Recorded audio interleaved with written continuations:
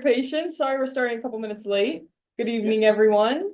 My name is Willow Hamilton, and I am the City of Eugene staff representative for this meeting. Before the chairs convene the meeting, I have a few reminders and introductory words. We're going to start tonight with our land acknowledgement. This week we have Josh, who's going to share for our land acknowledgement, and next week we will have Abby, who I think maybe is here or maybe is online. I can let her know if she's not here. So for new members, each meeting we have a land acknowledgement, and the land acknowledgement style is where one person in the meeting shares something about an Indigenous community that's in Oregon or somewhere else across the region, and just shares a piece of information to help us stay grounded. That was it. Yeah, we're trying out a new format for land acknowledgements in lieu of a land acknowledgement. Land acknowledgements. One of our stated goals of land acknowledgements was to like combat erasure. It was my feeling and some other people that if you just say, hey, we have these native people and they continue to contribute, and then you don't say how, you're not combating erasure, for example. But we also, we're the Active Transportation Committee, or an advisory committee to the staff at Transportation Planning Department at the City of Eugene. So we're just trying to keep this like education focused instead of getting too far. But I picked something. I was a linguistics major in college, so I followed a lot of Indigenous language work. And if you're not aware, you can take Chinook Wawa at Lane Community College. So if you want to look that up, it's CHINUKWAWA in Lane Community College. It's a program. You can even donate money to this program. They're doing some fundraising. But I'm not going to read their entire page, but I'll just read. The Chinook Wawa program at LCC began in 2006 in collaboration with the Confederated Tribes of Grand Ronde Community. Together, we have built a program that also allows students to learn a universal intertribal language of the Pacific Northwest while also learning about the history and culture of Native peoples in the area, like the Kalapuya.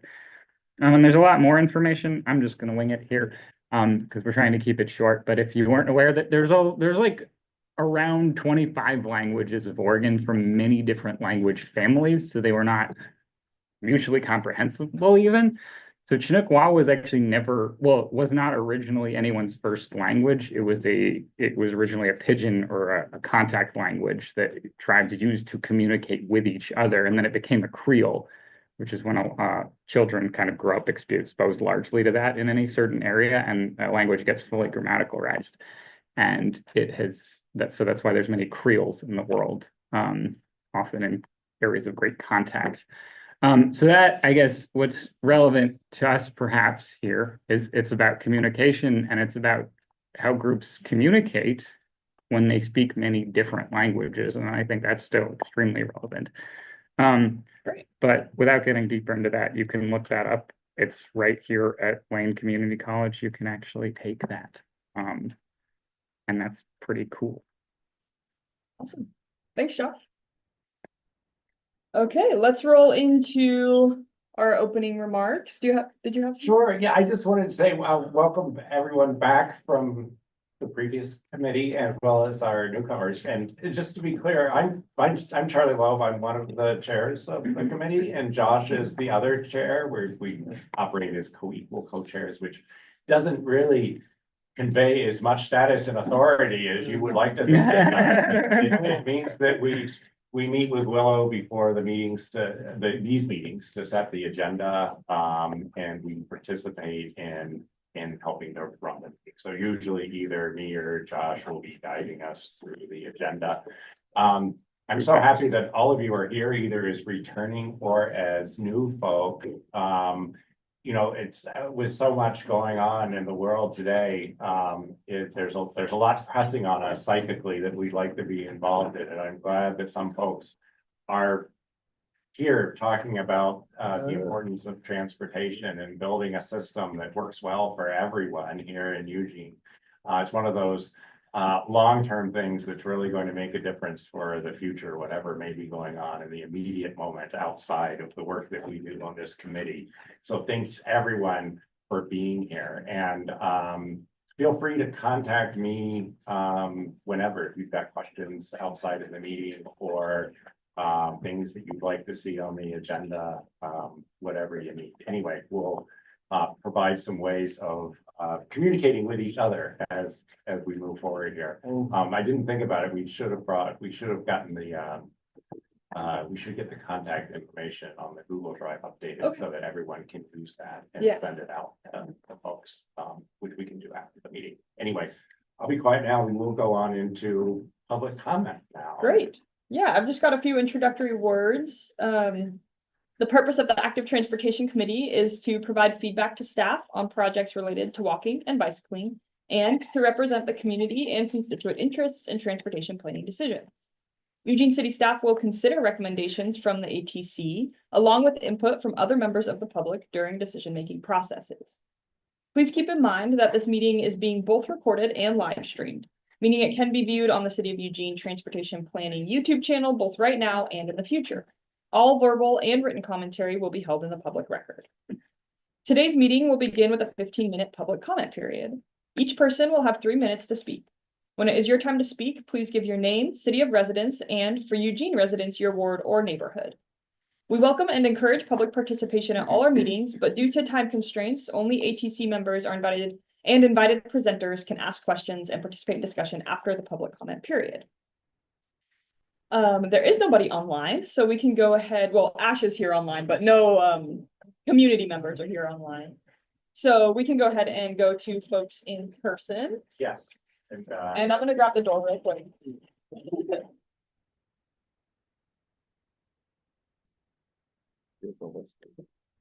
It's like Willow Rapid, but I also look at it. What's that? Nothing, go ahead. Okay. It looks like our first person is Connie. Hi, I'm Connie Bertland. I'm from the Amazon neighborhood. And I think everybody's aware of what happened over the last several days with the hit and run bicycle injury and then death. And so that's just one that just came up within the last week. And there was an earlier one as well.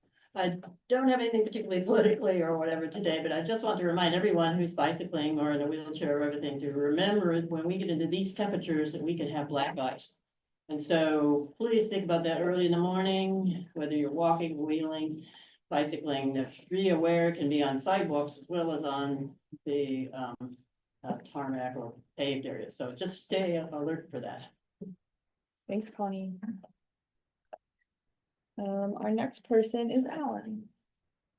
Hello, my name's Alan, and I want to say hello to particularly to the people who are new to the committee. I've been on the committee for a long time and just stepped off.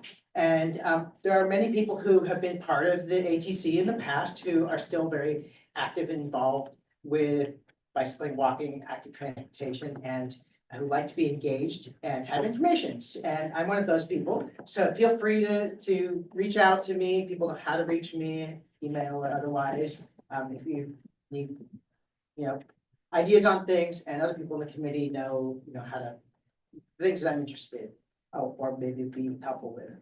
On another note, I want to iterate concern that Connie mentioned about the recent hit and run death of a cyclist on Highway 99.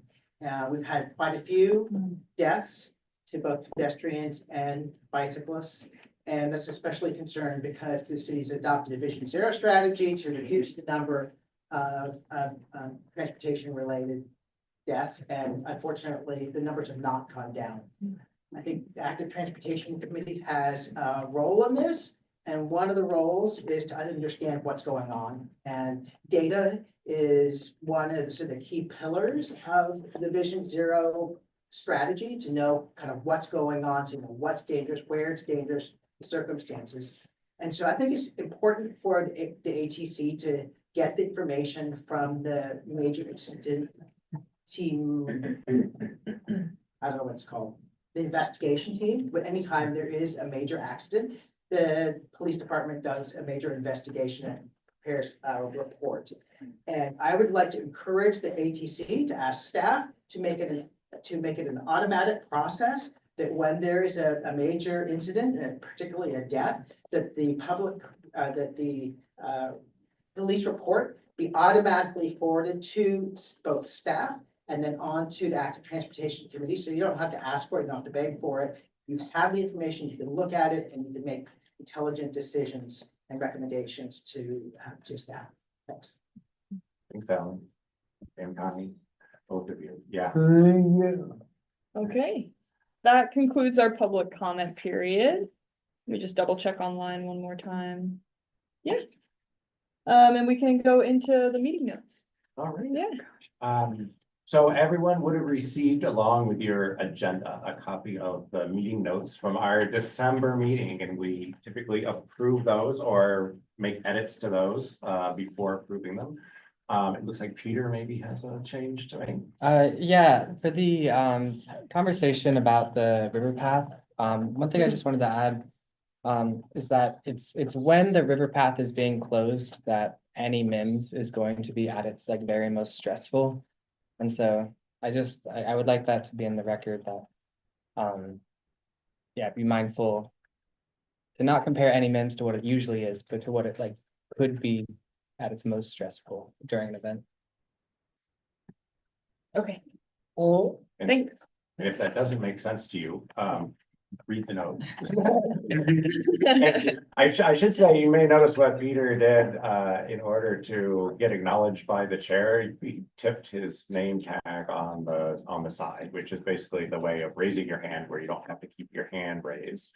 And then theoretically, I will see that and call on you. If I don't see it, then you can yell at me, but that's how we typically do it. And I have to say, for those of you who didn't hear before the start of the meeting, check out these name tags. For those of us who've been using hand scrawled nameplates for a while, this is a huge improvement at the introductory meeting for the new ATC members. Willow had a slide up on the screen from an old meeting where they had these pre-printed name tags, and it was like, or nameplate. Why can't we have those? So now we do. Thank you, Willow. Ours are even nicer than the ones that you have because they have the logo here.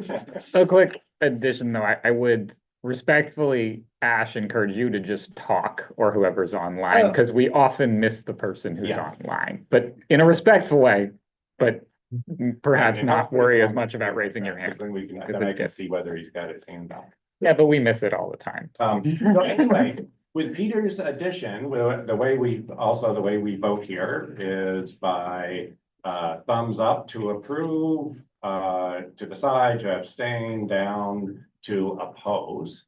And if there are no other comments, and those of you who weren't at the December meeting and have no idea what was said, you can certainly put your thumb out to the side. But do we have approval of the meeting notes for the December meeting? Yeah, all right, Ash too. Very good, thank you. All right. And with that, we'll move into welcoming our new members and doing a quick round of introductions. There are 10 of us who continued from the last time, 5 who have joined us. We've allotted 15 minutes to do meeting introductions, and if we're all here, there are 15 of us. This means that your introduction of yourself has to actually be fairly short. So please keep that in mind as you do it. And Willow, you had indicated, now I'm not seeing it on my introduces themselves and shares why they're on the committee. So yes, your name, where in Eugene you live, and why you chose to be on the Active Transportation Committee. And I'll start. I'm Charlie Lowe. I live down in South Eugene. I joined the committee 2 years ago because my family, we're cyclists, and that's how we get around Eugene. And I was really interested in finding out more about how we can go about making it safer and better for cyclists, how to better connect to the places that we wanted to travel by cycle. That's how I got involved. And I'm gonna, with that demo, I'm gonna pass it on to Lucy. Thanks, Charlie. Hi, everybody. I'm Lucy. You watched some of my faces here. I live in West Eugene off of West 11th, near Acorn Park.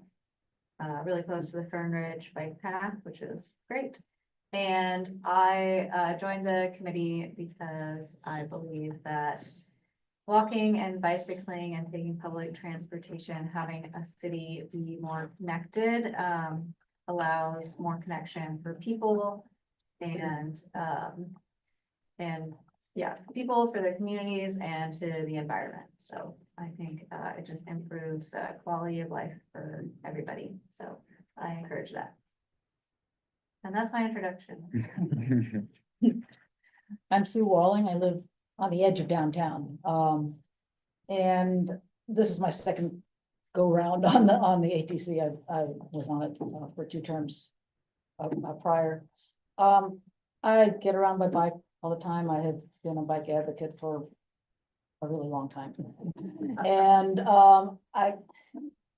I remain baffled by why it's such a hard sell to people, because it just makes so much sense to not rely on a car.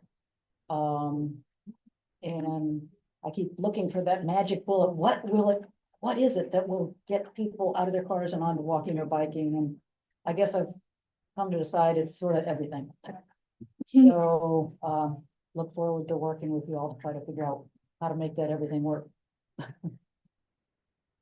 My name is Peter Smith. I'm a graduate student at the University of Oregon. I live in the Fairmount neighborhood next to Walnut Station. I'm also an intern with Better Eugene Springfield Transportation, where I'm doing community engagement on River Road. I joined this committee because I haven't had a car in 6 years, so I get around through walk-in, bus, bike, all the things, car share. And I think, yeah, active transportation is really important for having environmentally and economically sustainable cities.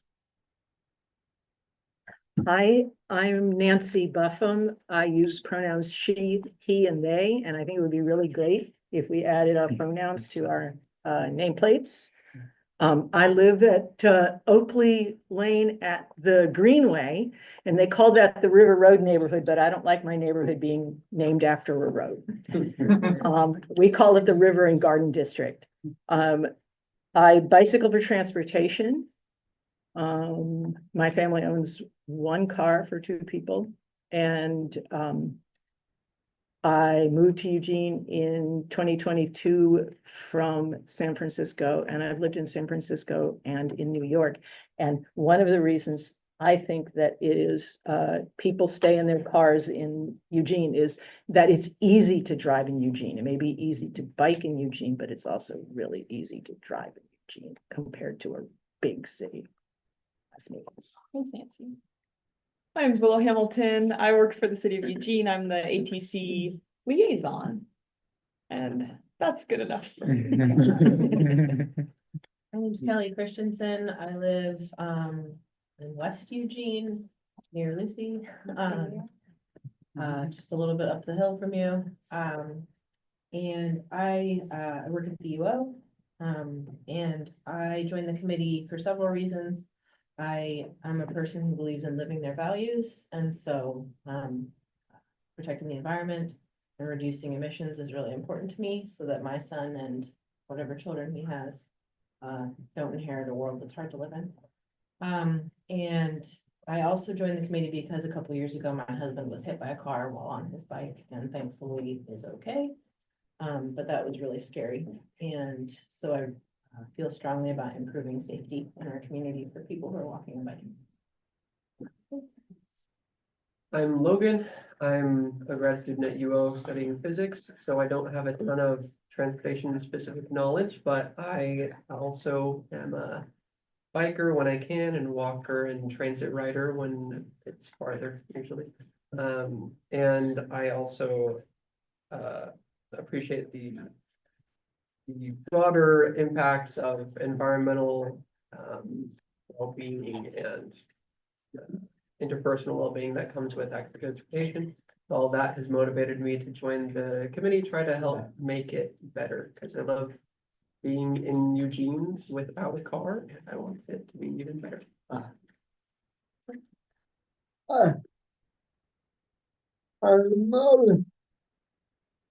This is Hollis.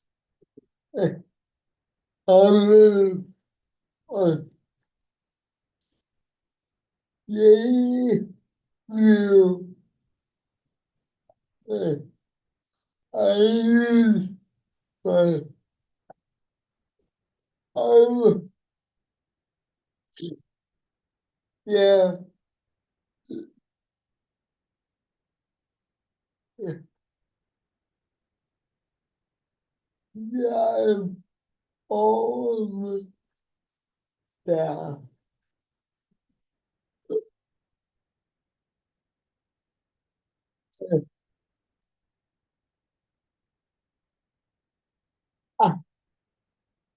Please, bye. Uh, uh, Thank you. Uh, uh, People.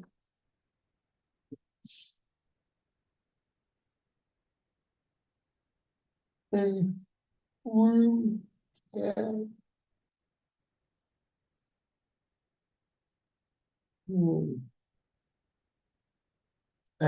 So Hollis is saying he uses his chair a lot to get around. He uses the bike paths and he knows a lot of people that use wheelchairs like him to get around. Anyway, I love the part that and he has He loves the bike paths and the trails. the is knowledgeable of the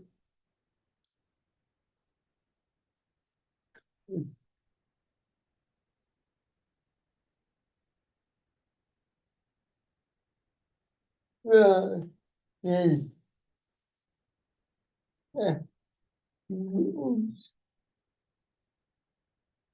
He's interested and knowledgeable in construction and building infrastructure. And this. And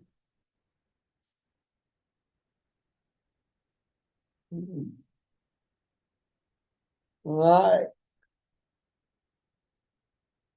Yeah.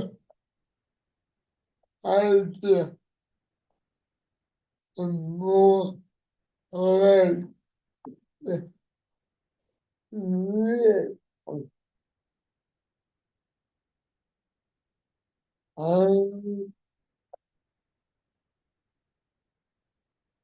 You like the idea of more electric vehicles? is more safe is More safety? Thanks. Mhm. Thanks, all. Thanks, Alice. good. I'm Josh Caraco. I'm the other co-chair. Thanks everyone for being here. I just want to reiterate what Charlie said. The world's feeling really crazy right now, and what we do may feel like it doesn't and may not matter as much as some other things, but it definitely matters. This is my third year on the committee and second year as co-chair, and I mostly bike, walk, and skateboard everywhere, though I do have a car. Maybe not everywhere. But I joined the committee because this committee is more fun and less stressful than other city committees. And that we need to keep in mind because making things happen also involves being fun and enjoying each other's presence. So that's Hi, I'm Nicole. I'm new this year.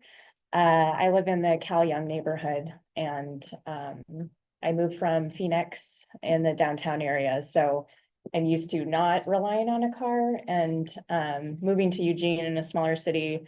I had the idea in my head that no matter where I lived in town, it was going to be incredibly easy to get around by bike or foot. And I was sorely mistaken. So I am here to make that a reality for my neighborhood. Thanks. Hi, everybody. My name is Carl Ye. I'm new too, and I'm pleased to be here and to join you. I've had a long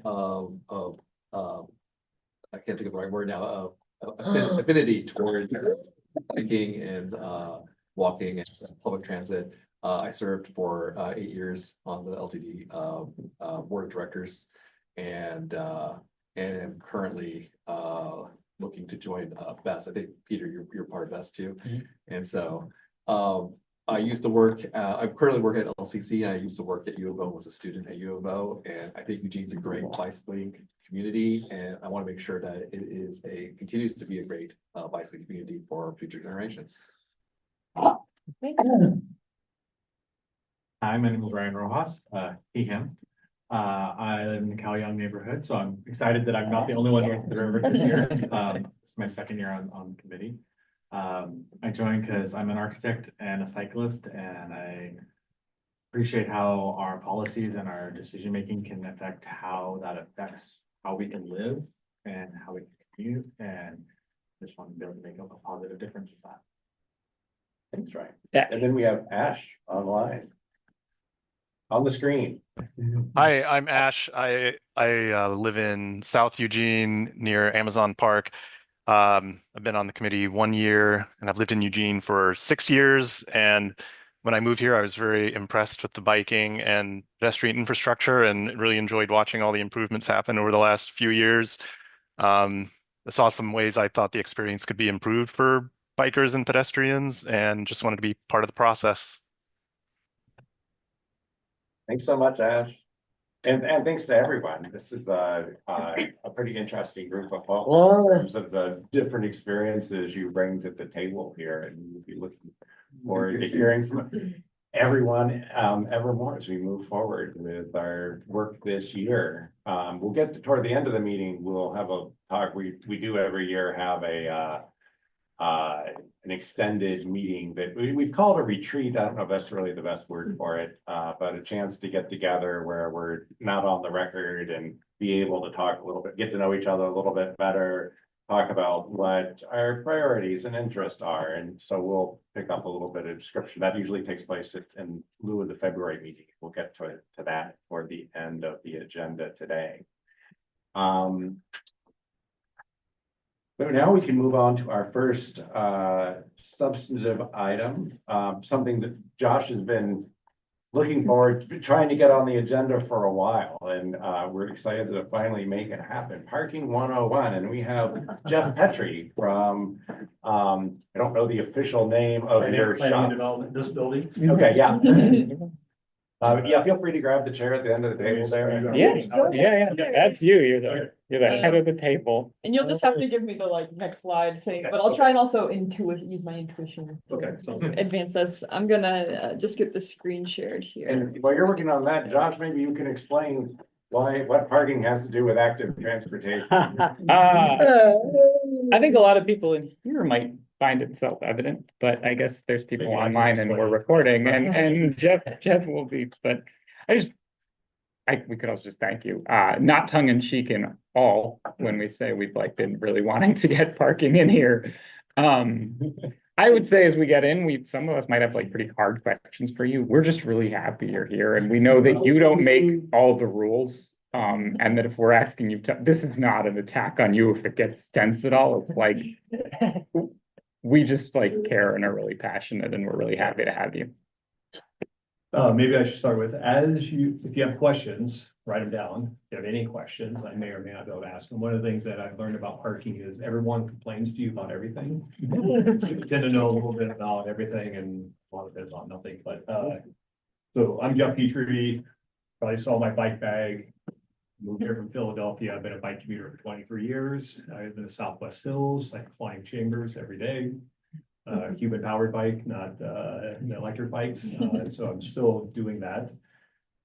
So I'm active in the active transportation world, and I bike to work. It's one of the values I moved here. Our division has changed over the years. I'm trained as an economist. I came into finance, came into parking. Well, a slide here where Dr. Shoup said the program has been mismanaged and the ugliest garage in America. I've been here for 3 months.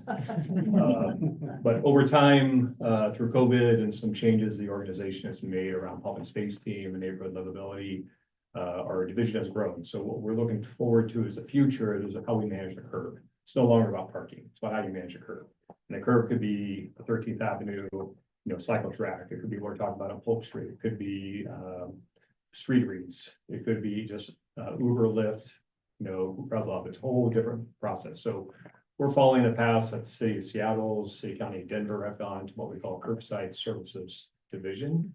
And within this division, parking is a piece of it, but it's essentially parking, waste prevention. I've heard a lot of complaints about trash cans left out in the right of way. And we also have something called a public space team, which is managing safe and clean around the community. And that's really given us the assets to respond across the city, outside of the downtown or campus neighborhoods.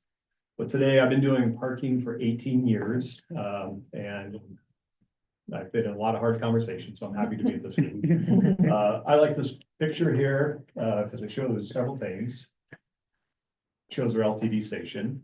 It shows artwork that was funded by parking dollars. During the 2021 murals, the parking dollars funded half of the downtown mural projects. Then you got a parking garage in the background, the ugliest garage in America, and you got some development happening over on campus. So, when I came here 20 some years ago, campus was what it is. And now we're talking about 13-story, like that 13th and Alder intersection is just, there's a lot going on over there. And it is super dense, big city lifestyle happening in that place. And it's about the curve. It's not about the car. It's about the people. It's about the bike. So our division is curbside admin services. I also manage this department's planning developments, admin, technology, and finance teams within our house. So it's kind of a split role that I have. So you want to go to the next slide? So I'll talk on behalf of this parking person. So I call this the fine art of parking. Parking is an art. You can be brutalist about it, or you can have an art. And luckily, we've had a community here that's been very accepting of some crazy ideas we've done that are not normally done in parking programs across the country. And we'll break it up into what I call the Shoopista. Donald Shoup has a theory around how you manage parking. We did something called market-based pricing, which will impact how we talk about pricing and incorporating the negative externality that parking presents into the price of parking. We'll talk about where we're going in the future. Go ahead, Will. In general, we are a very unique organization that's one of the few in the country where the parking director, curbside director has full control of the parking program across the city. What that means is that we enforce Eugene Chapter 5 code across the city. We work with the neighborhoods, we issue the permits, we manage parking structures. We're in an enterprise fund, it's about $8 million a year that to manage, we have to make money to spend money, and we can invest that money. And our primary area is downtown and campus, we call it the regulated parking area, but we have authority across the city. There are only a few other municipalities where you can go to one place, and we sit in planning and development. I think that's the right place for parking, because we get the full life cycle of the city building here. So you got the planning, the building permits, then you move towards economic development and the code compliance and the parking side. So we have a full circle here, and I can sit at the table and talk about how you pull a parking lever to impact parts of the community. I should also back up my graduate degrees are environmental economics, so I study a lot about externalities and pricing of negative goods or positive goods. In general, we have a campus area, it's about 2 square miles. We have a downtown area, about 2 square miles, 2 very different areas. What's great about the campus is it turns over every quarter, every year. New population comes in, you can try new things. Downtown, you have the same person, so I'm parking in the same spot for 30 years, and you remember everything you've ever done. Both areas have on-street meter parking. Downtown, the city of Eugene built 6 parking structures, over Park Garage first in the late 70s. We have a ring of garages in our downtown core. And the idea back in the 60s, when I look back in 1964 mayor's study on this, is that they wanted to create a park once, walk downtown. And if you look at our design of downtown, we have very narrow streets. If you compare us to a Salem or a Fort Collins, we don't have big wide streets with multiple or Bend. It is meant to be narrow parking, dense, confined, park on the outskirts, walk in. And we've accomplished that in many ways. A lot of our surface lots are gone downtown. We're growing towards the river. And that's kind of where the challenges are for us nowadays as more growth happens, the developers are asking the city to build parking and we're not. We can't afford it and it's not within our structural goals. Some people ask me, what is parking tickets? So a parking ticket is about 17% of our total operating revenue. So about $1.2 million. It breaks even in terms of enforcement and adjudication, but that 1.2 million encourages people to pay the meters, buy the parking permits, and allows us to enforce across the city of Eugene. Next one. Why does parking exist? I always love to talk to the Chamber of Commerce. They invented the parking meter. It was their idea. Mid-30s. In Oklahoma City, employees were parking on the streets, not creating turnover for businesses and customers. And the Chamber of Commerce invented the parking meter.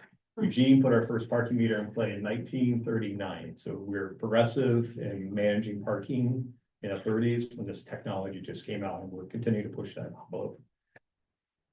Yeah, click the first one. So there's the article from the Eugene Register Guard, 1939. We'll pause there. Go to that. Okay.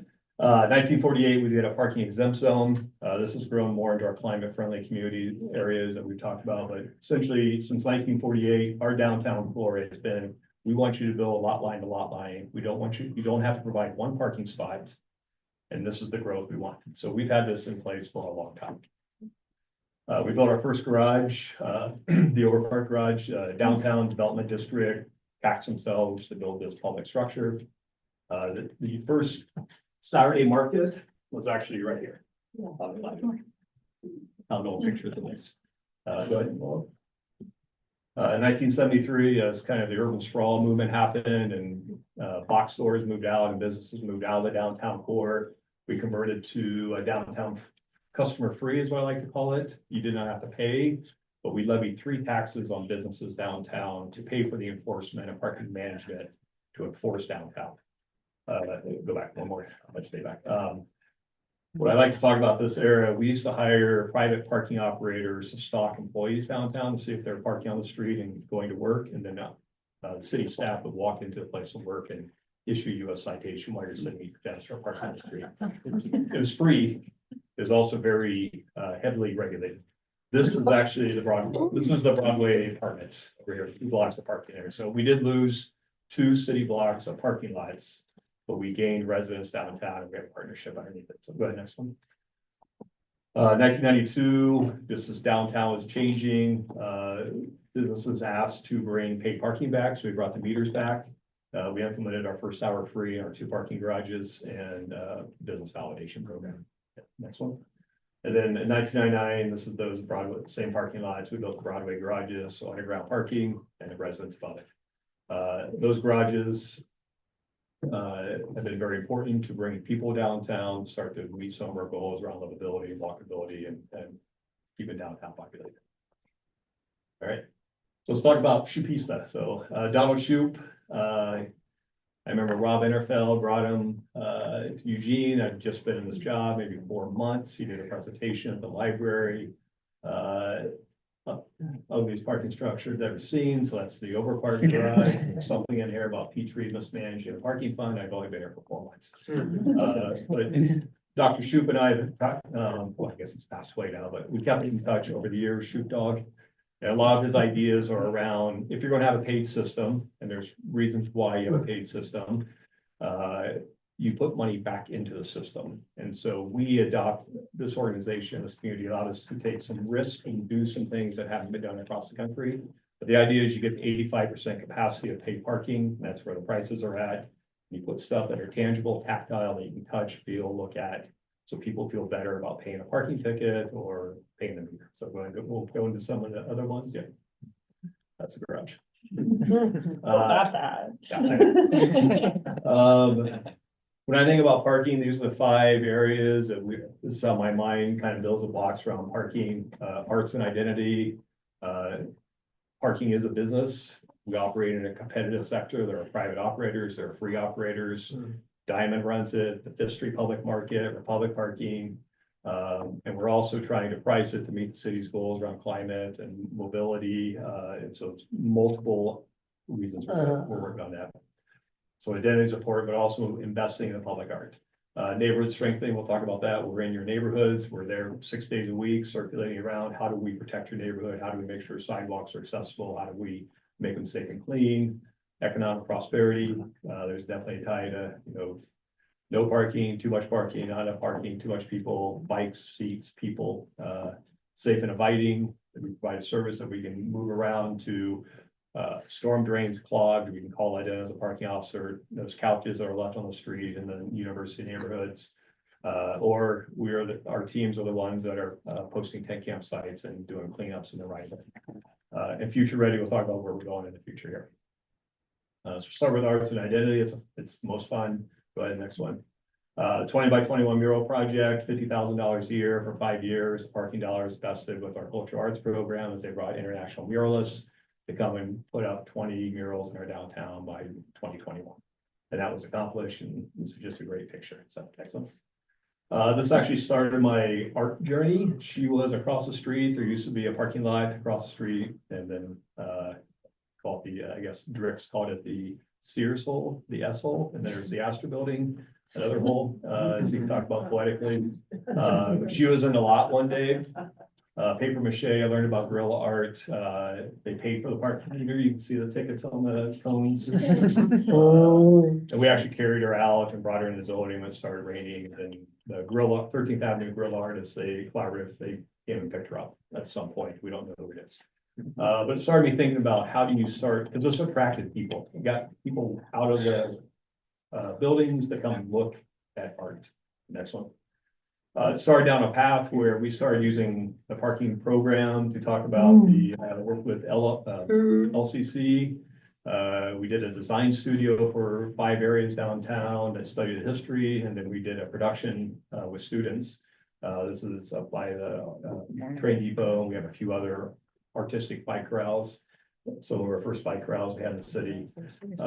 Step in the Stories, we'll talk more about that, but the Overpark Garage has local competitions through Work Crafters in Eugene, where we have riders on the wall with the Overpark Garage, so people are taking the stairs up and down. We participate in Hack for a Cause. It turns out a reserved parking space with your name on it is a very valued product for some people, so we donate that for that. Next one. Our next version of poetry in the garages, we added we partnered with local tech companies to do an augmented reality version, and we partnered with local design artists from Disney that lived in our community to bring it to life through augmented reality. We participated with students, Dr. Ficus there, for the UVO computer science program around robotics and some ideas we had in the garages. And then we also ran a Mario Kart tournament to help 15th Night project. So we've taken a little bit of money, tried to put it back in the community that should be spent. Other things we've done, Holt Center, many moons ago, there was a time when the Holt Center would do free productions for all the school kids in our community. They couldn't figure out where to park all the buses because all of a sudden our parking lots started disappearing downtown. They couldn't park them anywhere. And so they used to park them next to the jail and then hire Lane County Sheriff's Office on horses to stop traffic on 6th and 7th Street to walk 4,000 kids. We found a way to close the street there, a local business, make sure there's no complaints. We brought youth back downtown. It was more of a, we're going to do this versus you care if we do this.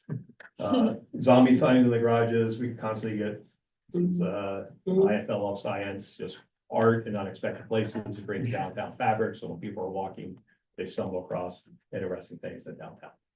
All right, next. Neighborhood strengthening. These are pictures from a long time ago, but it's probably what we experience. Sidewalk accessibility, nothing's more annoying when vehicles are parked across the sidewalk and you don't have access to it. Abandoned vehicles in neighborhoods, stored vehicles, these are all questions that we get complaints on, and until a few years ago, we weren't really able to respond to them outside of the downtown to campus areas. And I'll talk about the neighborhood service officer program. Next one. Neighborhoods changes. This is the Echo Apartments up on River Road. The bottom picture is what it looked like, and the top picture is as we added more housing to our stock. It densified our community, and it also brought more people and more cars. And we worked through challenges around parking conditions, which is really, about how do people live and get around and how do they access services. Next one. Our residential permit program.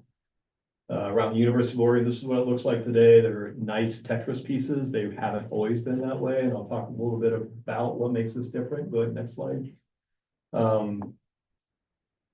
City of Eugene was progressive. We were one of the first cities in the country to do a federal pilot in the late 70s to do a residential permit program. That was to mitigate mostly employee and staff parking in the neighborhoods to go to campus for cars, commuter parking. So the permit allows residents to park in there, but it has a 2-hour parking. It creates turnover, and it forces the commuter to park in a location that's not in the neighborhood and make a choice of how they park.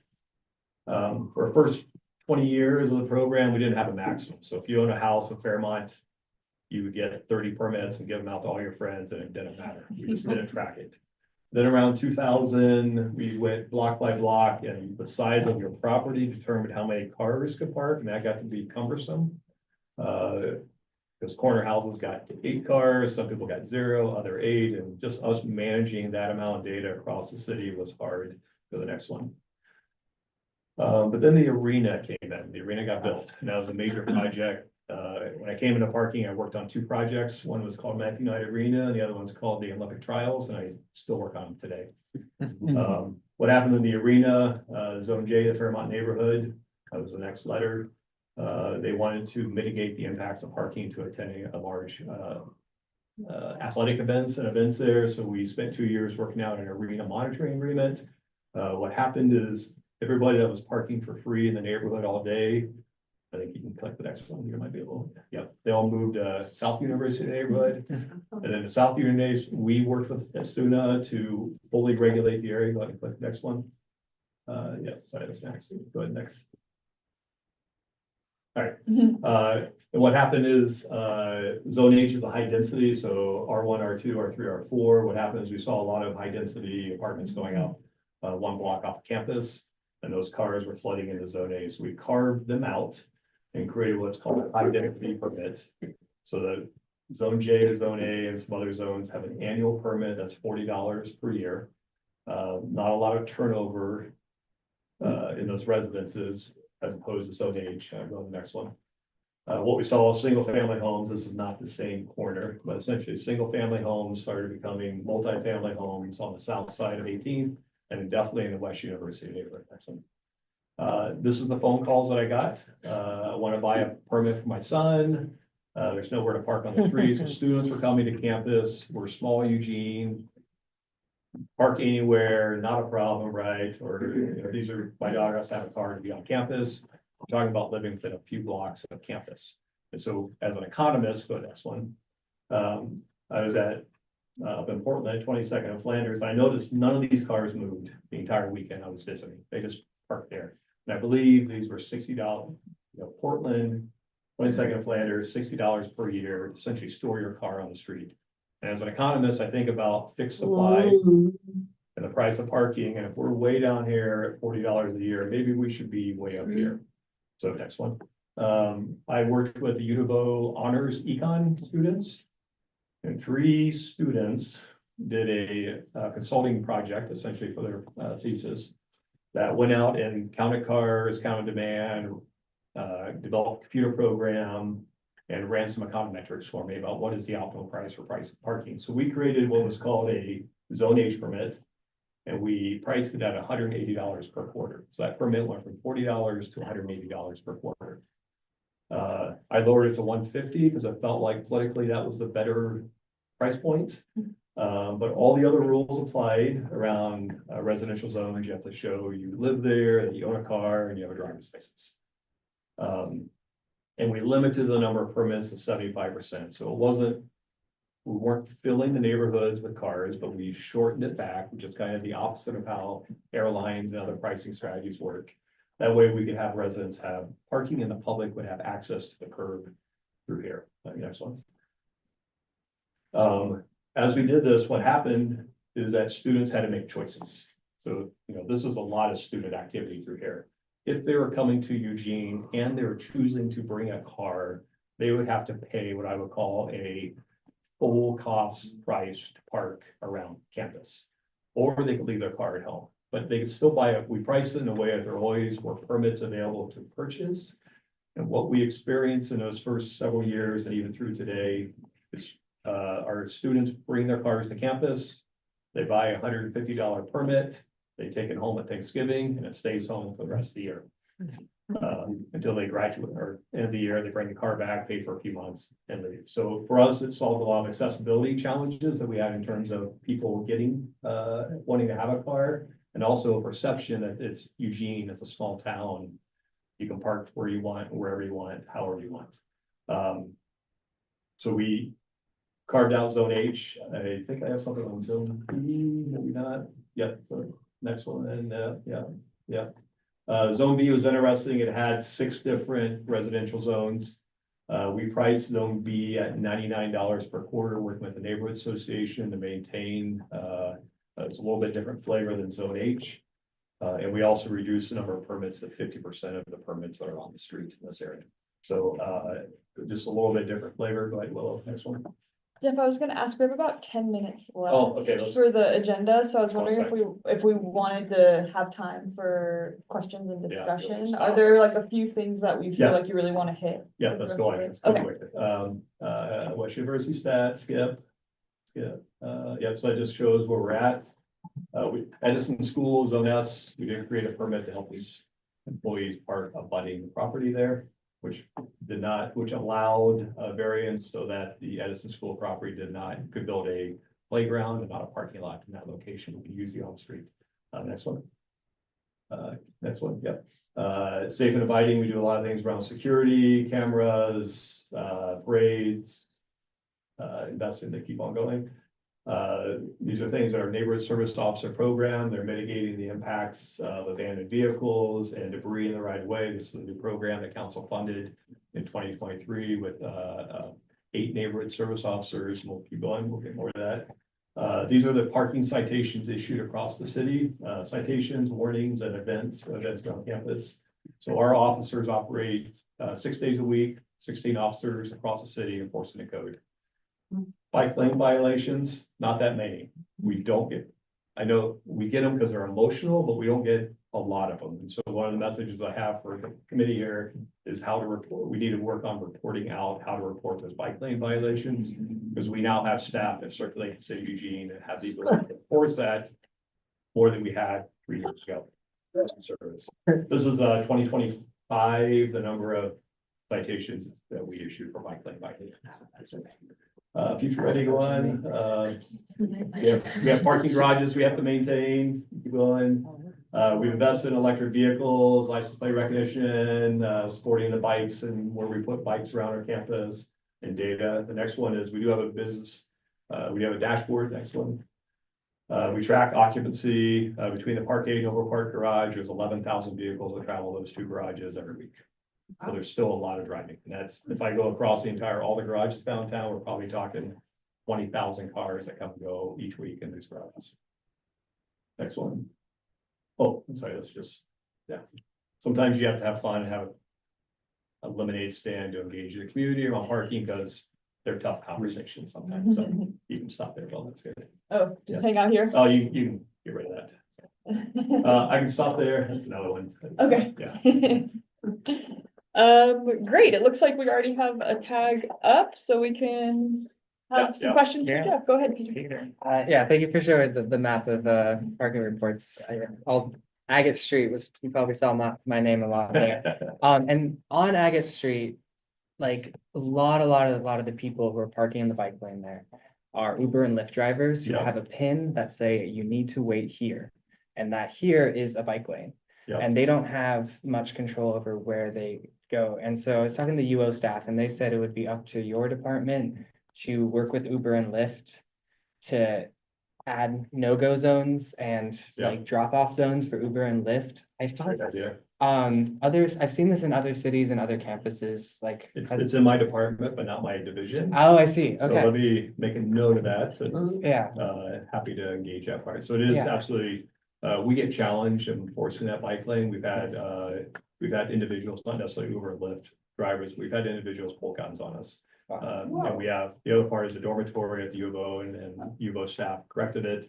I think we got some Bollards now. Yeah. And the way the dormitory is structured, the pickup is right there on the street in front of it. And so Yeah. we had a lot of action there.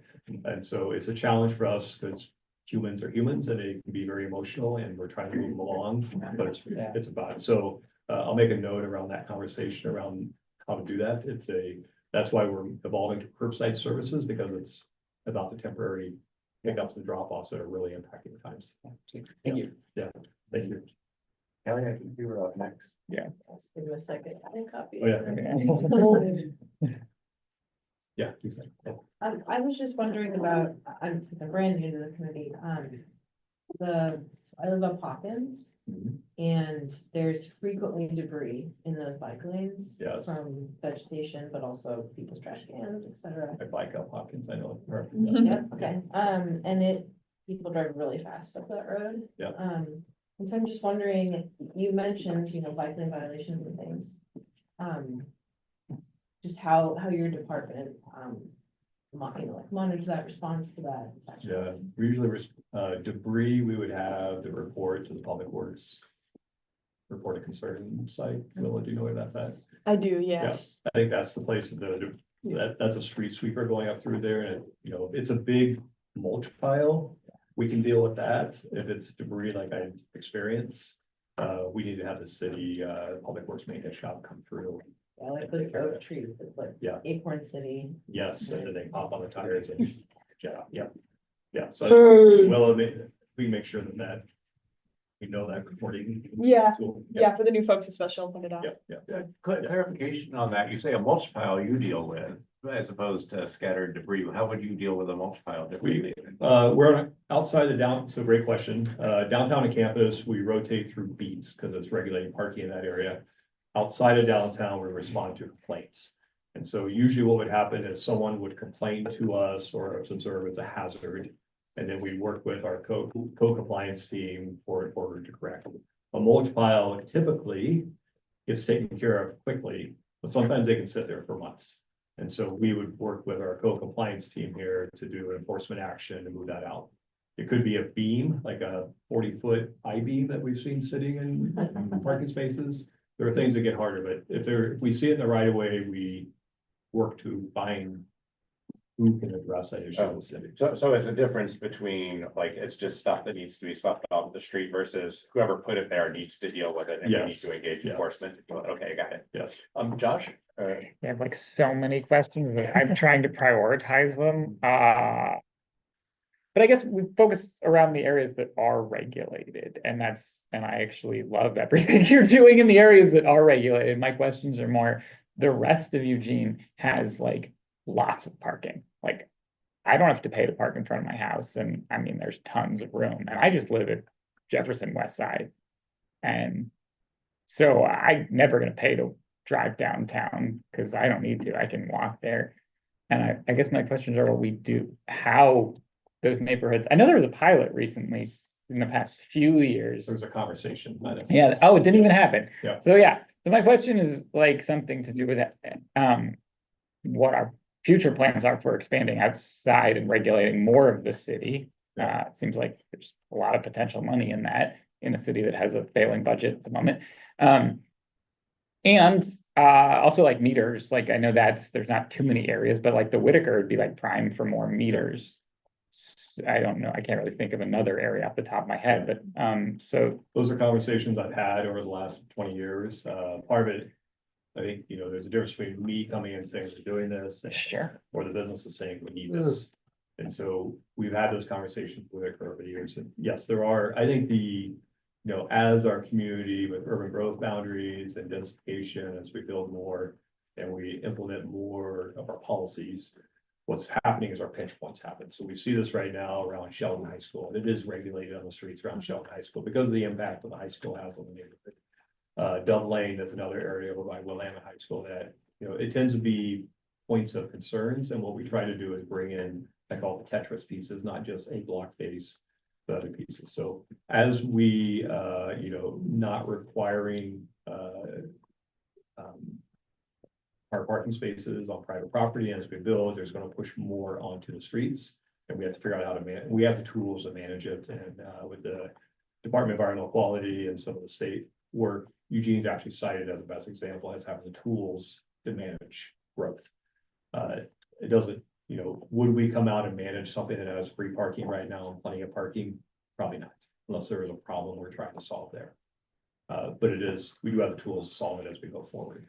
And the people, that's the biggest part, is most cities don't have staff that can roam the entire city to enforce the code. But it's still only complaint based, which does, so are they, Unless the signs are up, so there's a lot of West Eugene, the business district has parking sign restrictions. We do enforce that on a regular basis, so when the signs go up, the district goes in, we enforce it. If it's free parking, unregulated parking areas, it's a complaint basis. And we get a lot of complaints. So we're out there. All right. we should get Ash, I have a million, but. We've got Ash and Logan. We'll go to Ash and then Logan. Hi, thanks so much for the presentation. I just want to say, I frequently walk around the downtown area, and I am always wishing there were more people walking around the downtown area. And I was just wondering, do you see if there's room for improvement, or do you think that's just where the demand is? And what role do you see for parking, and sort of like if there's a way to like increase the vibrancy of the downtown? Yeah, great question. It's kind of the triple bottom line. There's how do you pull the levers to get more people downtown? We're not building more parking garages in the city of Eugene, so we got to use our resources we have. Housing is another solution. Activation is another area. So it's part of that. It is a complicated dynamic web downtown, but that is our goal. And I know Eric Brown, our downtown manager, and Ray Brown, our incident commander, they're all trying to figure out ways to make it come downtown. Post-COVID, it's more interesting because people are working remotely, and how we interact in our communities has changed. So that's just added another challenge to getting people downtown. But I've been part of the team that's been trying to help solve that problem for my entire career here in the city. Parking does bring more cars downtown, can bring more people walking. That may not be the solution that we're looking for either. Logan? Yeah. Yeah, as a follow-up to Peter's question about violations in the bike lane that are usually like pickup, drop off type things. If I were to report something like that, then like by the time somebody were able to come out to enforce it, it'd be gone. So what would happen with that report? It goes, in our system, we get the complaint and then we mark it GOA, gone on arrival, and it's a data point for us. There is a point when as we map the data, are there certain areas that are getting more frequent? We know, we hear it, we don't have to map it, we know the issues, but it is like I look at Shane here, we worked with places in West Eugene where there's bike paths and the residents park on the bike paths so that to get to their condos. So I think we worked with Shane, your team here, to send out postcards that you need a parking lot and we're gonna start towing your cars. And so that is, we can tow a vehicle from a bike lane. That's our last choice. We tend to issue a citation. The other piece that we're working on with our municipal court is the fine schedule for a bike lane violation is $40 per incident. And we propose to increase that to $125 because we made such an investment in the infrastructure. But it goes into a data point. Yeah. So then that fine would apply if they're not gone. Right. And depending on the situation, the officer has the legal right to tow that vehicle. Okay. And that's usually a good hindrance. It doesn't happen again.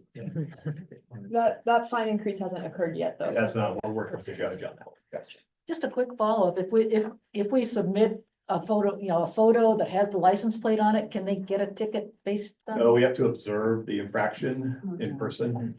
Because when parking enforces, we're enforcing, we're defending the city's actions in court. So much like a police officer, but for parking, we defend our actions in front of a judge. So we have to, yeah. We'll go Charlie. Yeah, not anymore. Actually, I'll take mine now. We'll let Peter do the last question. We've Oh, right. got 6:40 here. So, Peter. Yeah, I know some folks who live in that zone, Jay, right against the university, and most of them choose to risk it because the $25 fine compared to the quarterly is usually they save money by not getting a parking pass. Yeah. I'm sure y'all are aware of that. Is there a plan to increase 25 to something higher? Not right now. I would say that since COVID happened, I run an enterprise fund, that $8 million went almost zero within a day or within a week. And we also found stuff for our teams to do, the officers scattered to help the community. And then we added NSOs, so the officers we had became neighborhood service officers. So we've been down 40 or 50% of our enforcement staff that would enforce that neighborhood. I expect us by the summer, we'll be back to 100%. Yeah. And that will mean a dedicated, so they will get a ticket once in the morning and once in the afternoon. Every day. So that may be, so part of it's our enforcement. We haven't had the staff to do the level of enforcement that we need to do. Yeah. So yes, I'll let them know. Right. Yeah. Thanks. All right. I guess that's. Yeah, thanks so much. for- Yeah. That's all. I Yeah. I'll let you off the hook here, but I think we'll all, I at least still have unanswered questions. We may track you down and. I was happy to talk one-on-one if you have more questions. Yeah, I was gonna just note if we could follow up at all. That was super helpful. Yeah. I also think just in a weird way, I think you may have noticed this is a group that's not gonna come at you with a firearm and is interested in is interested actually in like making working more difficult in the city, I think, or at least I am. And there might be, if there's ways we could help. Yeah, and I appreciate that, and I work closely with this team here around how we deliver the service and areas of improvement, and it's trash cans on 13th Avenue and the bike lane, there's always something parked somewhere, so yeah. All right, well, thank you, you feel free to share my email out if you want to. Okay. I work in this building, I see you every time you're here. Yeah, and we might put together like a letter with some questions or something to send along to as well, so we can sort of keep the communication open. Okay, sounds good. Excellent. All right, thank you. I think we should break. Yep, we'll do a 5-minute break. Yeah. Please be back in 6:45. If you do. And the over there- bathroom, the code is right there, it's 381, and the bathroom is up the little ramp that way. And over there, my sister makes this wonderful toffee and sends me a ton of it. So. help me eat it, please. What's yummy? This. Alice, were you trying to ask something there at the end? I wasn't sure. Yeah. Okay, yeah, I think.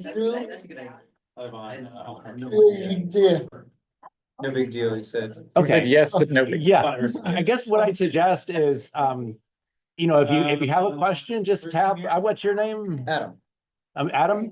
Yeah, just tap Adam on the shoulder and have him tip the card up, and then we'll call on you. And that's probably the easiest way to make sure we get it in. The last year and a half, I haven't really been able to ride. Yeah. I was just able to do that, yeah, let me send it over, 'cause otherwise I think it's buried somewhere in your. Check my phone. I do like to check. Maybe I can just go. Hand part. Yeah. Yeah. It's, I'll say driving, it's like. Oh, here we go, I got the invite. We actually get out. Much larger distance than you would expect from downtown. It seems Here, it's on Teams. it's like that Oakland link, which they're actually gonna put a bike, dedicated. Protect like. Oh, yeah, you might come this code. It should be fine. Expecting it to get it downtown. Right, I mean, we usually take that, yeah, it's a function of that. Or about, yeah. that's what Yeah, I said. but still trying to get over. But it's still, you still have to go over, That seems wrong. around. Yeah. There's not like, it's like, Let me- so I almost, I tried to link- so I work in kind of where our area is. Okay. And it's almost. Well, there's also straight the shot, email like, I sent to ATC. my work. This afternoon. But to get, but I can go all around and back. That is- It's like, oh. There was a pedestrian bridge, like with I-5. Great. That would be great. But, I don't know, at least It's just your co-host, and then just make sure you're It's lovely. muted. Yeah. Okay. Yeah, okay. Welcome. Thank you. I came in with a master's. Willow. I don't know who's missing here today. It seems like we don't have everyone. Trying to. Oh, I should look at the cards. There's one new and one former. Industry connection. I was nice to see you. Really like. Five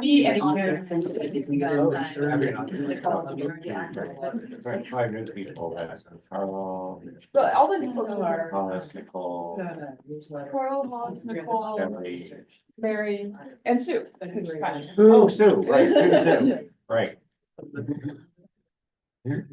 That's why I wasn't counting you.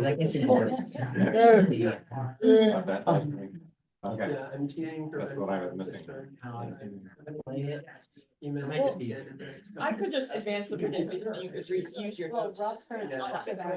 Yeah, yeah. Yeah. He appears to be replying.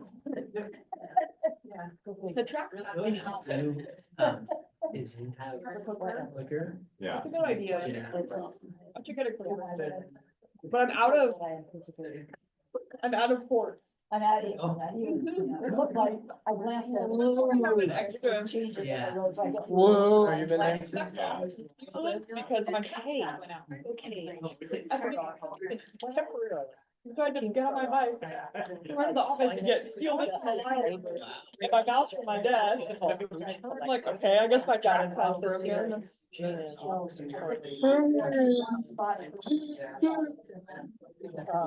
Customs and work. Shot to your body. Yeah, the TV's really nice. I miss that old paper. These are cheap. Yeah, I feel like they're from IKEA.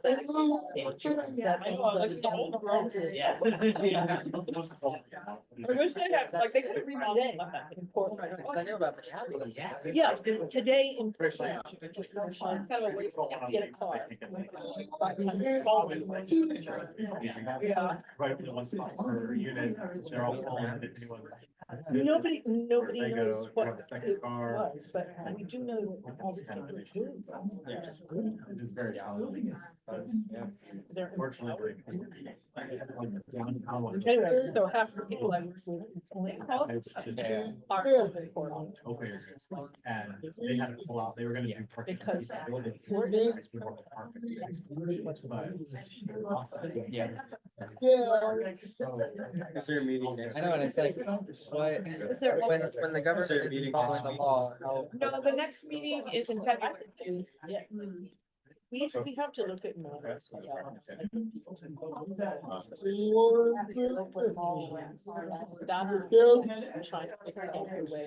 Yeah. That's why we have. Right. Oh, the subgroup. Yeah, the subcommittee. Yeah. Let me ask, I'm surprised they went for that. That's the right. I remember. I did not. Yeah. Democracy. for Yeah. January, The elect. I literally. for January, we don't do subcommittee meetings because the February meeting is where you choose which subcommittee you're in. So at the February meeting, we're gonna have a slightly longer meeting that we call a retreat. And that's where we'll spend time getting insight. There's the capital project subcommittee that looks at like engineering plans and design and what's being built. I think you said you wanted that one in the interview. And then there's a policy subcommittee. So you already know which one you want to be. Hey, everyone, they need to get going again. Yeah. Welcome back. Like any previous situation. 10 minutes for the, for a different thing that I could. Anyway, that's how I, so. Yep. All right. Yeah.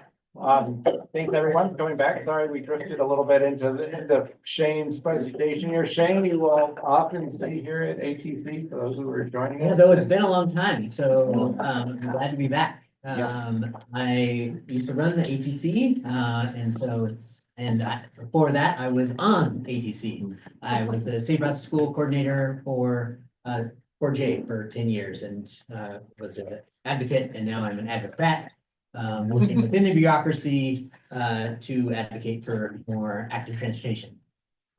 So yeah, I'm Shane Rhodes, he, him pronouns. And as I mentioned, I did Safe Routes to School for 10 years and have been with the city for 7 years now. And I am the transportation options, oh. You're gonna save it. Now I gotta come back. Transportation options program manager, so I run all of our program pieces, everything from bike share, which the city owns and contracts and services out to events, education, encouragement, all the soft things outside of infrastructure. I also am an APOL, adult fan of Lego. And so that's why this is a school building I built. If you have an opportunity to get into our public works building, I have a whole city that I've built up and it keeps growing. I just built a few road plates the other day, but this is a school Where we I had built, our interview. and it has really Very good near bike there. in front of it, of Our course. orientation. And I also just recently finished APBP, which is the Association of Pedestrian and Bicycle Planners or Professionals, has a bicycle parking guidelines, and we're coming out with a 3rd edition, and I was one of the advisors on that. So bike parking is something that I love and I'm passionate about. When I did Safe Routes to School, I worked with Emma Newman on a evaluation project to help school districts evaluate and improve their bike parking. So I'm going to talk a little bit about that. But I wanted to come here because I've been doing a lot recently with the city of Eugene in some different bike parking arenas, and I wanted to just come and share what some of that work has been. Yeah. We're kind of having a parking night tonight. So we Yeah. talked about car parking and now we're Parking talking about bike parking. So back in 2024, we started working on some downtown bike parking improvements. When the new Farmers Market Pavilion was built, there was a lot of back and forth with the designers about where the bike parking was going to go, but the final designs did not include any specific locations. Just a general note that we needed it, and it was TBD. This map shows where the bike parking was located when the project was completed, with only 34 locations around town square area. That whole area of where Saturday Market, Farmers Market, and the Lane County building is there. That's the town square area, for those who don't know. It was spread out and not very effective in its location. ATC raised this issue and worked with staff to review the site and make some recommendations. We worked with the Downtown Urban Renewal funds and that team within planning and development, which is in this building, who managed the Farmers Market Pavilion project, and we filled in that parking over some time. And so now we increased it to 84 locations. So we have a total of 110 bike parking locations, plus the bike share hubs, which are those lighter colors. And actually, the 24 number over there, racks that are there are also a virtual hub. So we kind of have 3 hubs there for our bike share system. And then we can easily add event racks for larger events, and we've kind of cited where the best locations are for those. They tend to be on the south side of 8th Avenue is where we put those. Next slide. We did some counts this summer just to monitor how that was all going, and we found a utilization of about 30% on Saturday market days, which is kind of the peak time there. And so this is just the counts in the upper right there, showing which spaces were used where. The pieces on the edges tended to be the most popular, obviously, because there's a lot of activity in the center. Let's see. Just a quick note that we didn't, on that last map, we didn't include the Lane County building in those counts, even though they do have some bike parking, but it was sort of separate pieces. The locations, let's see. I guess I'll talk a little bit more about a bike share hub expansion, but just to highlight those 3 locations that I mentioned about bike share here, rentals over the whole year, we've seen about 2,500 trips start and end from the stations around town square, this past year, so. Some numbers there. Once we finish that downtown, parking project at, the town square, we moved from that to the downtown core. This green outline here shows you, what the downtown, urban renewal district is and where some funding, happens for projects that can happen in that area. And we worked on a phase 2 and 3 with the downtown team to use those funds to upgrade and install more bike parking. We had this thing where we had a lot of parking in some places and not in others, and some were staple racks and some were wave racks and some were, and it was kind of a mishmash. And so it was a cleanup and expansion. We'll go next one. And so sorry, I'm following along with my notes in here. We updated 24 spaces that were removing old wave racks and wheel benders that were in the public right of way. We added 54 more staple racks and we created 108 new parking spaces. And here's where they went, and this is what they look like. Next slide. So this is kind of a crazy bit, but this was helping in our planning and organizing of what was there, where we were going. I will highlight that the only location I haven't been able to upgrade yet in the downtown core is the intersection of Broadway and Olive, the lower left of this slide, and that's the Bermuda Triangle. We have some issues that EPD and the downtown team are still working on, and it really does create some barriers literally to us improving bike parking on those 4 corners. There's some substandard racks that are being used to try and prevent bad behavior, and people do use those for parking, but I'm still hoping we can get back to this area to improve the bike parking in there, because that's the one area that I feel like we haven't really addressed. Next slide. But we had a lot of other gaps, and one more. And as you can see, the old wave racks by the McDonald Theater, our own parking garages had some racks that were outdated. All this was in the downtown core. Some places that we knew there were just gaps in the system, and even when we had moved racks around, we still had those gaps. So next slide. So when there's a red arrow and then it says 2 rack on rail, that means that that location now has 2 racks on rails. 2 racks on rails, Yep. gotcha. Yeah, 4 racks on rails, yeah. So pretty much all of these photos that we're seeing are places And where everything that's on here, we've bike got.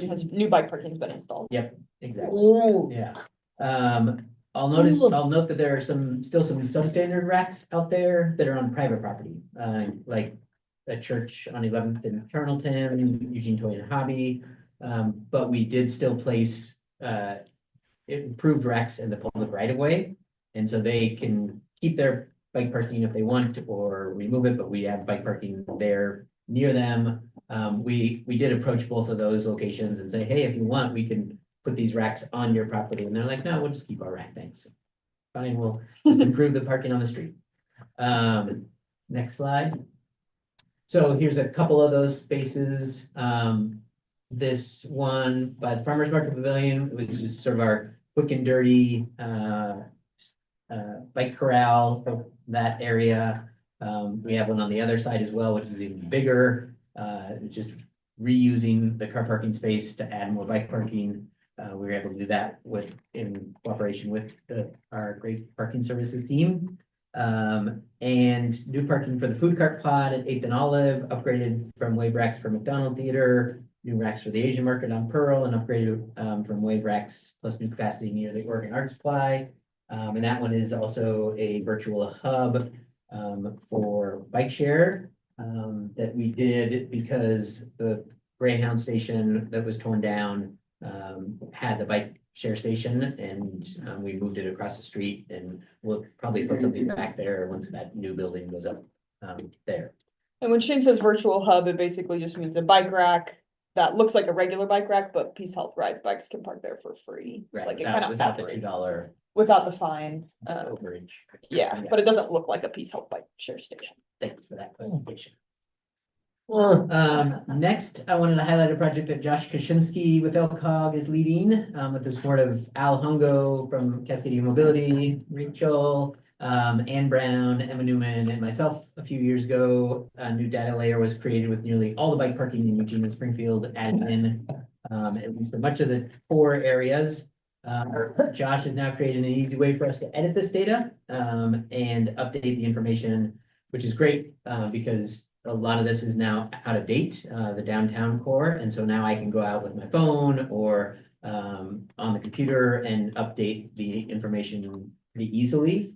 There is a public facing side to this, so we'll send you that link and you can kind of poke around and see. But we are able to actually go in and see what the picture of the rack and what that parking is like. And if we want to change it, some interesting stats as far as number of staple racks, wave racks, and other that were out there. We do have a majority. I think that pie is going to change a good amount because of how much we've been doing over the past year of upgrading racks and are continuing to do. And in that continuing to do, next slide. Now that we've wrapped up the downtown improvements, we have a database of where the bike parking is. My next task was to create a program that would allow us to improve bike parking outside of that core. The issue that we face is that we don't have dedicated funding, and installation of those racks are a process for requesting, prioritizing, or actually installing them, but we're creating that now. At the beginning of the year, I acquired about 35 inverted U racks from a developer who had acquired them as part of a new development.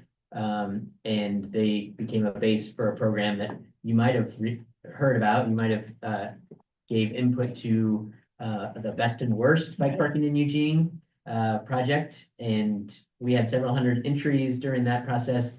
And we heard from our business development team that calling businesses out as the worst was probably not a great idea.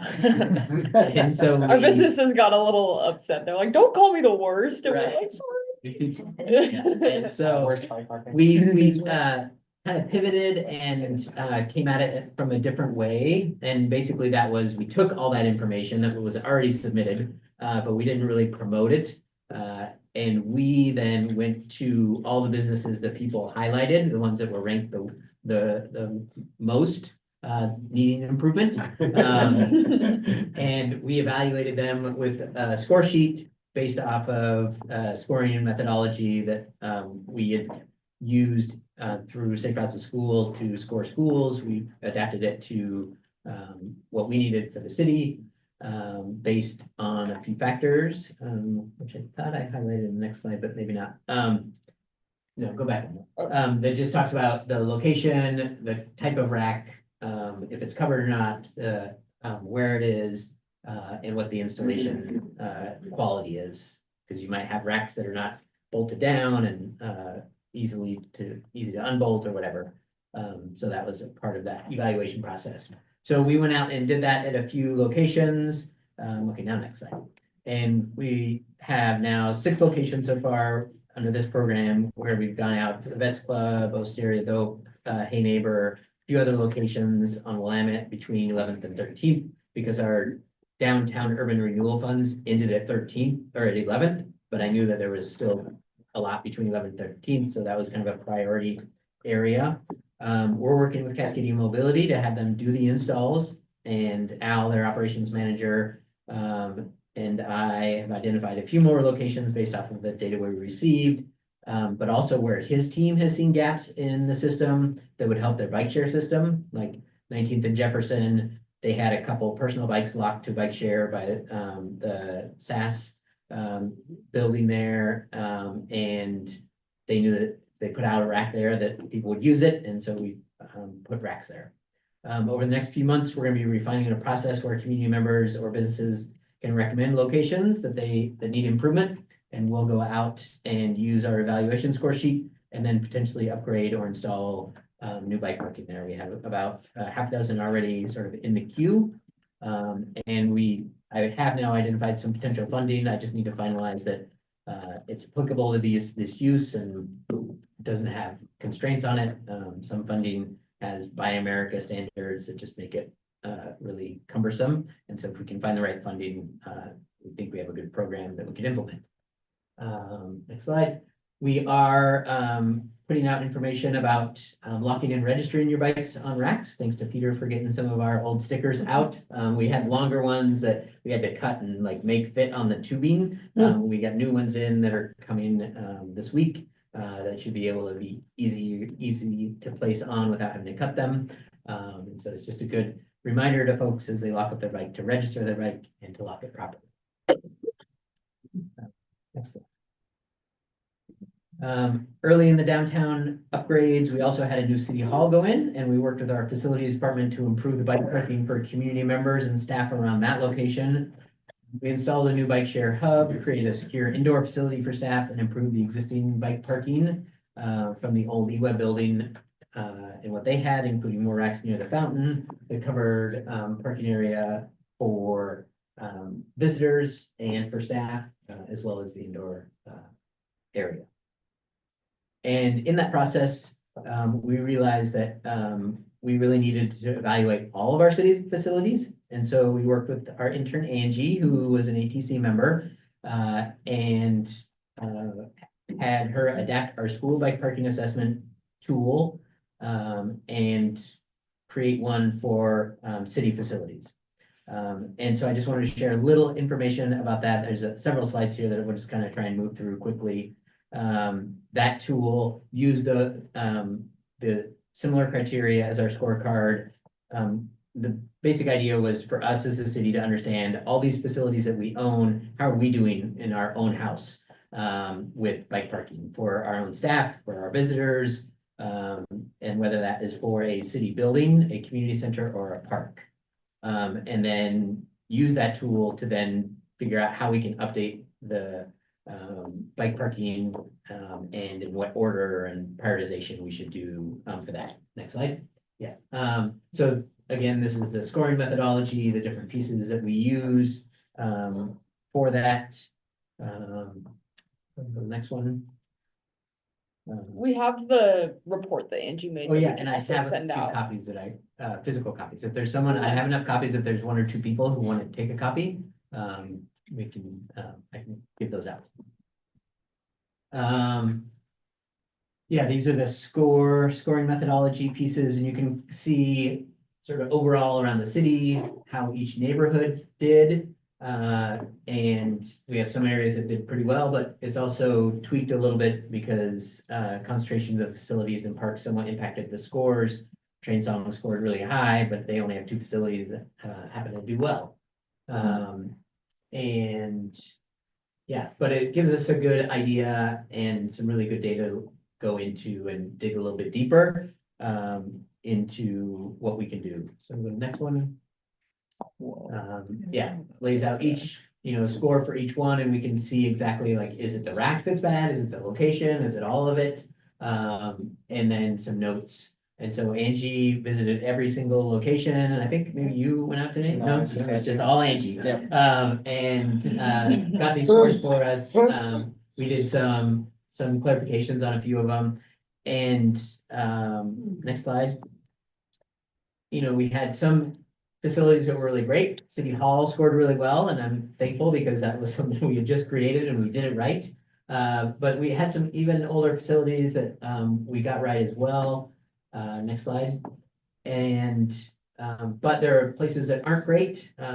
Amazon Pool has a lot of really great bike parking, but it's all on the side, and people don't really use the side as much. They want to be up front, and the front parking has to be really bad old wheel bender racks. And so those fine details really matter. And so like each site specific location is important. And how it was installed and where it is really matters. And so we call out in the report some recommendations, next slide, and some areas that did well, but others that could use improvement. Sheldon Pool, needs some updates, and we have some recommendations on what that could be. Next slide. And these are and then we prioritize those of sort of what is the easiest, most direct and most impactful ones that we could do, and these were those. I was just talking with someone about Cuthbert today. We have valet bike parking there, but We don't have any other bike parking there, and so like there's some things that we need to do to improve that. And so this kind of calls that out. It's a great resource for us moving forward to actually make some changes, working with parks and facilities. Go back to that one one more time. That's good. And so now, my goal is to work with our facilities department and our parks and open space teams to understand this, and use it as a resource, and then work with them to make those improvements.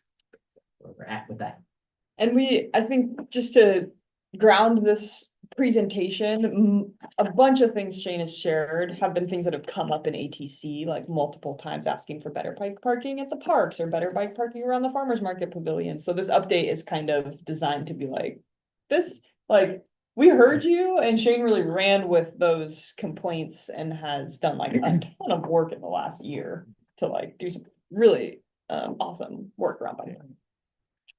Few slides left. Yep, few left. So along, just a couple other sort of throw it into the pile of bike parking updates I wanted to share on these three. So let's go to the next slide. Along, as I mentioned, Cascadia Mobility has been doing a lot of installs and working with us on expanding the bike share stations.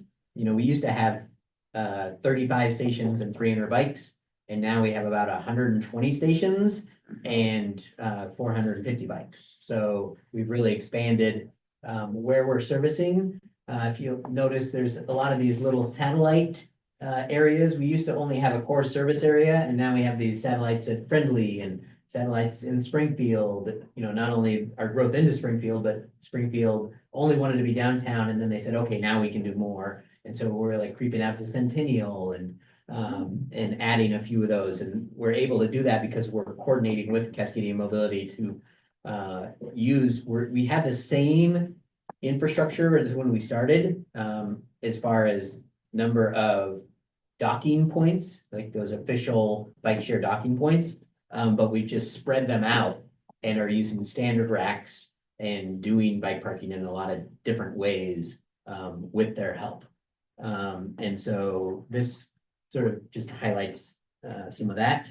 This is also a bookmark for Brody, the executive director of Cascadia Mobility, and I wanting to come to talk to you all in the next year about Bike Share 2.0 and the plan that we're working on to talk about where we're headed with Bike Share in the coming years. We're working with Tool Design, who created our original Bike Share feasibility study and way back in 2013. And we're looking at what is our shared micromobility plan for the coming years. How do we work with LTD, UVO, LCOG, and other partners to create a new plan forward that could include electrified bikes, will most likely include pedal bikes still, could include e-scooters coming back. But how does that all work in a new environment with a new vendor? The vendor that we have, the bikes that we use, the backend software is a bit outdated, especially the backend software, and that vendor is not really making any improvements. And so there's a lot of changes coming up in the years ahead. So right now we're growing, but we're also looking forward to the next piece. So I just wanted to share that as a little pin in coming back. How many people know what these are? Yeah.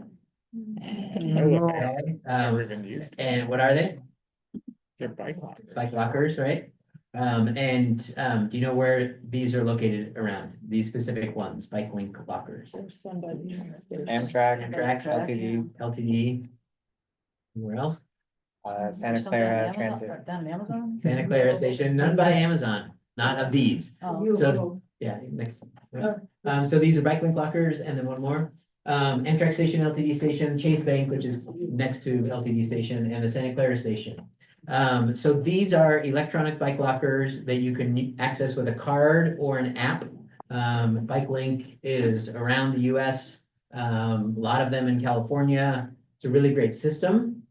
They're 5 cents an hour to park your bike there securely. We bought the lockers and paid for the service originally with a grant with LTD, and that's why they're all connected to transit stations. We now manage those as the city. We did have a peak of use and then a decline and then a peak again. With them, a lot of it related to issues that we had technically.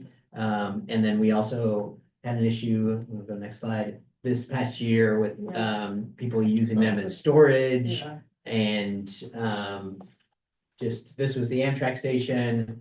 And we've addressed a lot of those issues. We are still having some maintenance issues with the Chase Bank location.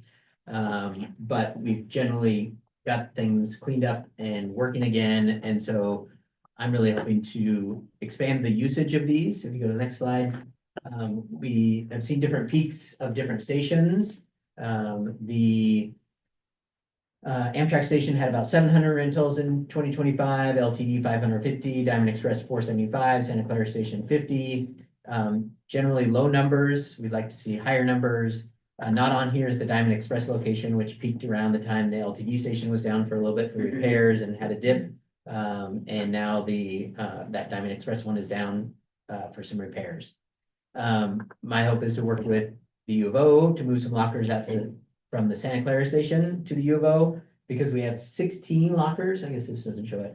16 lockers versus 4 and 8 in the other locations out at Santa Clara. And part of that is because they were LTDs. And they're just so underutilized.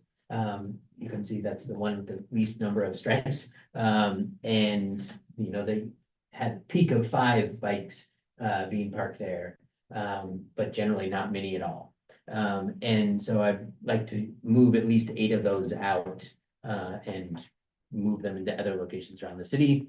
So I'm open to where people are thinking besides the U of O might be other good locations for this secure bike parking. I will note, if you go back to the first bike locker slide real quick, that the spaces are triangulated. And so they fit standard bikes. They don't No fit baskets. no baskets, no long tails, no, you know, their standard bikes fit in there great. But if your bike is at all like have big, huge handlebars or big basket or is long, they don't work that great. They do have a bigger one. You can also get one that's just one instead of double-sided like this, and then bigger bikes fit in. And we're looking at, for this next round, we might do those if we get funding to install more of these. I think we might have to call it Yeah, we're- there. All right, yep, that's last one. Are we good? No one more. There. We have these. Can we talk about this later? The DRX? Yeah. I'm done. Okay. I mean, that's the last one. Oh, gotcha, gotcha. We've got DRX that we pulled out from the Kiva. Yeah. And we're looking for new locations for those, so if people have ideas, we're in the middle of.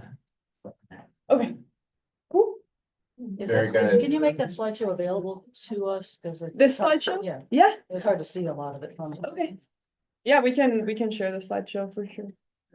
Jane, thanks so much. Right. And, that we obviously should have allotted way more time for you on the agenda. I asked Willow and she's like, oh yeah, I can maybe give you 5 more. I did So, see, I tried to there's a sneak you lot. 5 more minutes, Yeah. but we kind of ended up Yeah. going long.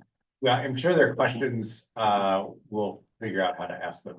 Yeah. Maybe Put in them together. response to the slideshow, if we can share that out. Okay, Um, that sounds good. and, so thanks for being here, as always. Yeah. I'll kick around for a little. Okay, so we had 2 other, big agenda items, that we need to get through.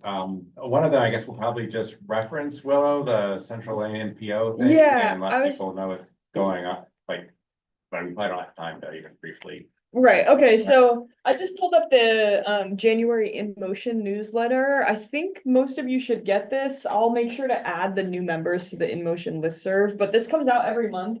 And there are 2 things on here that I just wanted to speak about for a moment. The Polk Street bike lanes project is live, so there's a live survey that I would appreciate if you all took and shared your perspective on Polk Street. And then we do have a community meeting on Wednesday, January 21st. So we'd love if you came to that as well. That's at the end of this month. And then, the The Transportation Improvement Program is happening with the Central Lane MPO. That's also in the In Motion newsletter. And if you click on this link within the story, there's basically funding proposals for a bunch of different things in our region. And this Central Lane MPO is taking comment right now. So if you wanted to look at these and let them know if any of them stuck out to you as like being really important to fund, because right now what they're trying to decide is which of these should be funded. And the city of Eugene, the county, LTD, and Springfield all put in proposals. So for example, if you felt strongly about River Road and Highway 99 study for multimodal transportation, you could tell the Central Lane MPO, I feel strongly about this. Please make sure this is something that you fund. And I should say there are a few things on there. Most of these projects, actually, many of them are active transportation related projects. And so it's worth looking at. Some of them we spent a lot of time on in this committee. The Oakway Protected Bike Lane was up to, for an extra $500,000 in order to try to do something about the intersection at Coburg Road. High Street signal upgrades to resolve the frustrations many cyclists have with cycling on High Street. So there's some things in there that are really key and so definitely worth taking a look at the list. This is a different organization. This is not one we're advisory to as a committee, but as individuals, it's something that I think probably everyone sitting here would have some interest in. So that's that. We can move on to talking about the retreat. Yes. Can I Okay. just ask one quick question? Yeah. How do you want us to provide feedback on these things? For these projects, so these would go, the link that Willow was talking about in motion, and we'll share it out again as I can see already there's a need for follow-up email from this meeting. For this meeting, yeah, I we've have got a 5 bunch of things. listed now that need to be in it. But from there, you'll go to the Central MPO site and there's a public comment. If you space scroll there. down here, you can see there's a comment by mail and comment online. So if you wanted to go through, you could make comments that way. Is this one of those occasions where we say, I'm just commenting on behalf of myself? Right. Yeah, because we're not advisory to the MPO. Okay. Yeah, we just want to bring it to your attention in Right. case it's relevant. And these are key projects. And I would think it would be fine even if you've been on the active transportation committee and participated in discussions about these projects to say that, when you're explaining why I'm interested in it. Yeah, there's no like major conflict of interest, but you are commenting as an individual. It's good to demonstrate that you've put some thought into it, so, and had conversations. Yeah. All right, so, any other quick questions about that? Then let's talk, very briefly about the upcoming, retreat. We typically, as I mentioned at the very beginning, we typically have at our February meeting, a longer meeting, where we all try to get together in person, and have a little food and have some time with doing a little more in-depth discussion about what we care about in terms of active transportation and what kinds of things we'd like to be involved in and hear about and talk about as part of our participation on this committee. It's also where the new members and existing members filter into their subcommittees. So that's where you as new members can choose which subcommittee you want to be on, and existing members could move subcommittees as well if they wanted to. Yes, and we can redefine, last year we redefined those committees altogether, so we can do that too.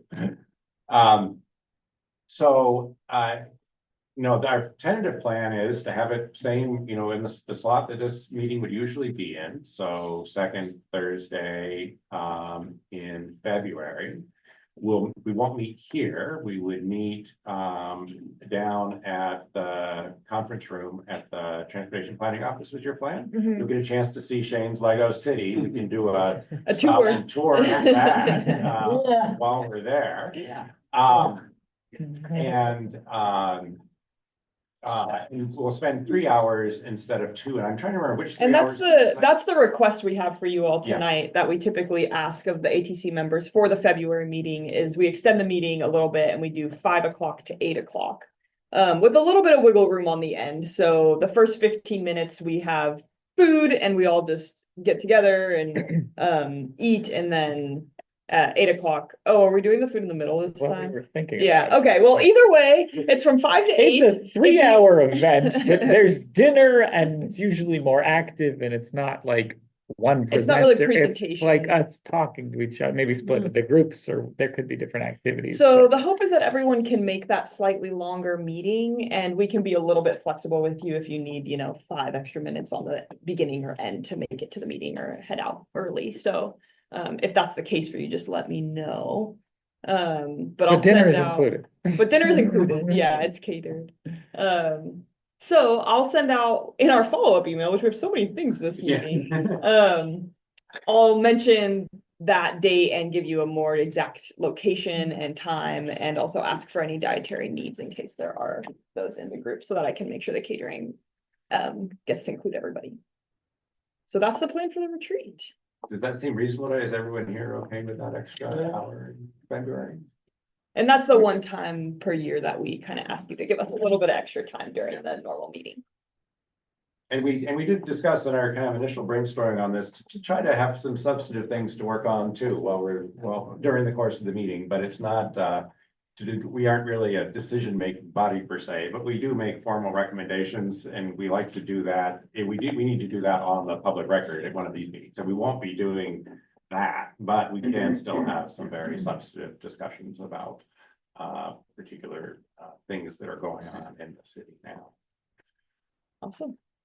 All right. So, any questions about the retreat? No? All right.